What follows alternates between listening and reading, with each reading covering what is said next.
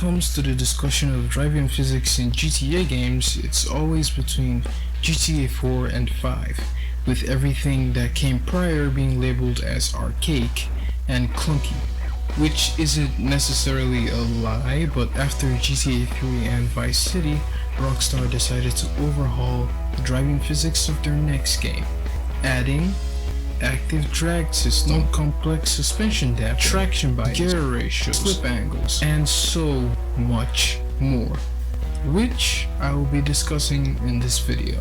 Today we'll be discovering the hidden complexity of GTA San Andreas' driving physics.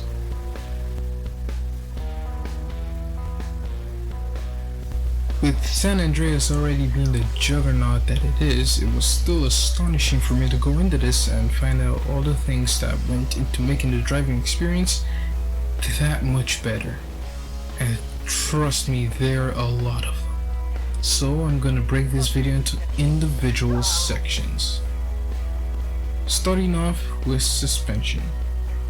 Suspension in GTA 3 was very basic and stiff. It only really started getting better with the release of Vice City and the help of new code showing variation in the stiffness of suspension on different cars, but was a whole different story in San Andreas, with the addition of more precise suspension damping. Now let's take these two SUVs, the Rancher and the Huntley. The Rancher built for regular use and light off-roading, and the Huntley, a luxury SUV, built for a smoother and more enjoyable driving experience. When driving, both cars will lean, but to varying degrees, with the Huntley suspension being very smooth and the Rancher being soft and adaptable, which is how these two SUVs are supposed to handle. And this isn't just a thing with these cars specifically. All cars handle differently, even if it's small. And it also helps giving each vehicle a distinct purpose, with trucks and SUVs having a higher ride height and softer suspension.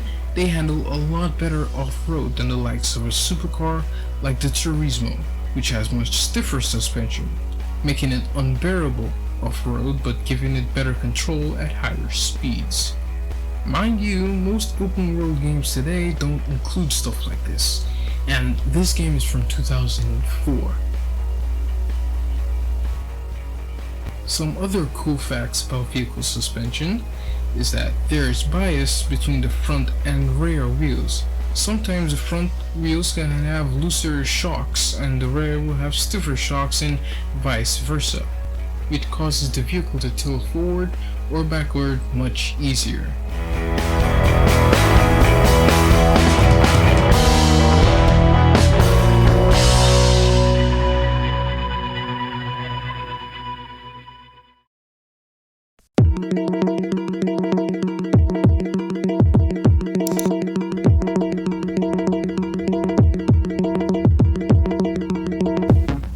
Bottom of the suspension shocks are the wheels, which went through a lot of changes.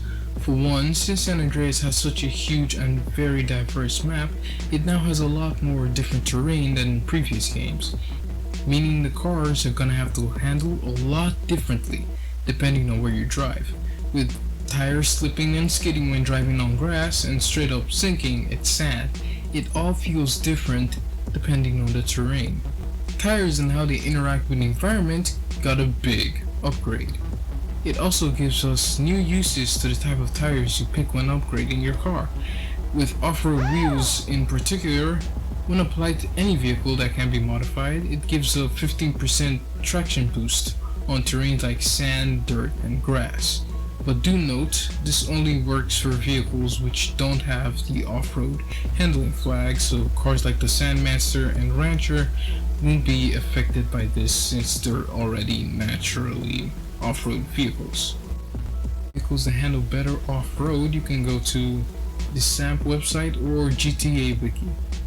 There are some other outliers like the Phoenix, but I don't have a list for them. This also allows for certain builds with cars.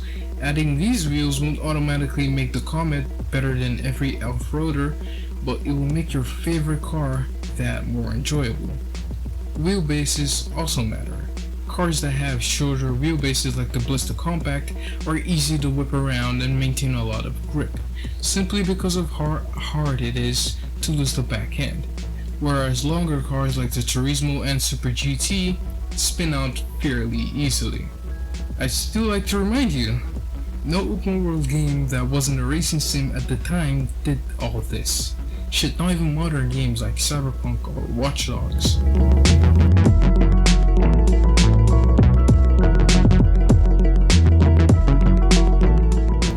Now we have the weight of cars and how it directly affects gameplay.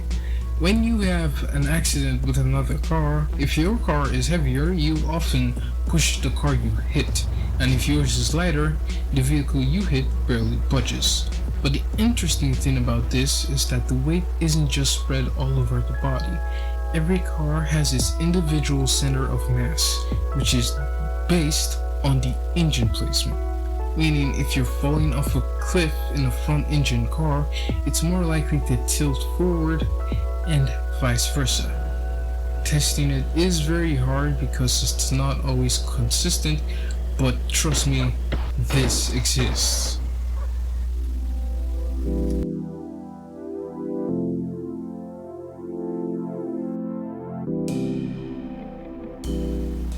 Vehicle transmissions are a very important part of a car you don't want to mess up, and the devs at Rockstar made sure the transmission system in cars were very detailed, from varying gear ratios to different drivetrains and smaller engine details like car with certain engines having a specific sound to that engine.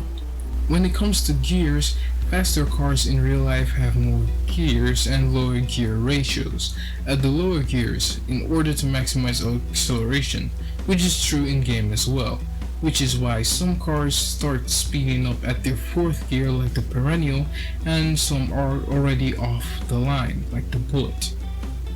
And now we have drivetrains, which determine if a car is rear-wheel drive, four-wheel drive, or all-wheel drive. It's pretty self-explanatory. Then there are all the various engine types in games, which sometimes determine engine sounds, like V8s sounding like this,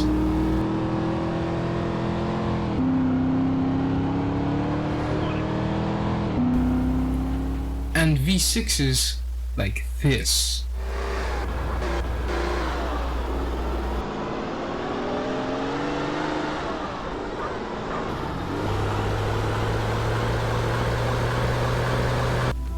And now some bonus details, like you losing traction in the rain, the game having an active drag system which slows you down the faster you go, as meant to simulate air going against your car.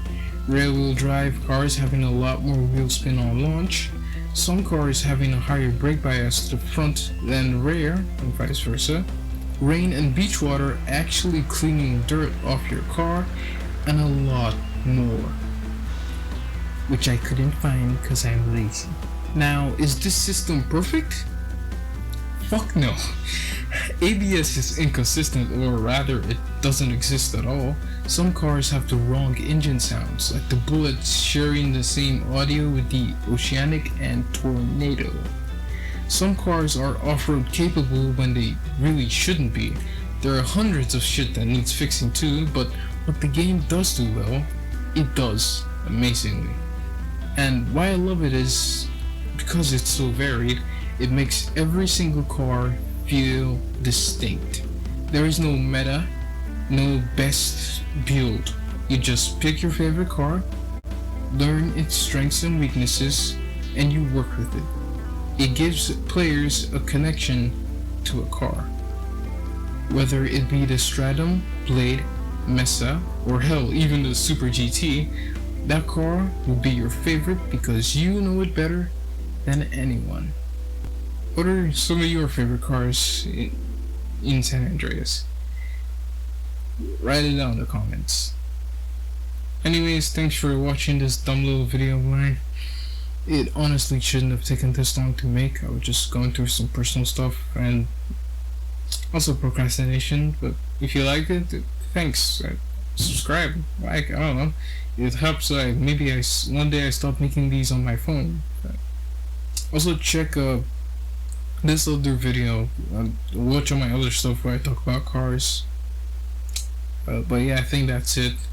Have a happy new year or after new year. I don't know when I'm gonna upload this. Who fucking knows?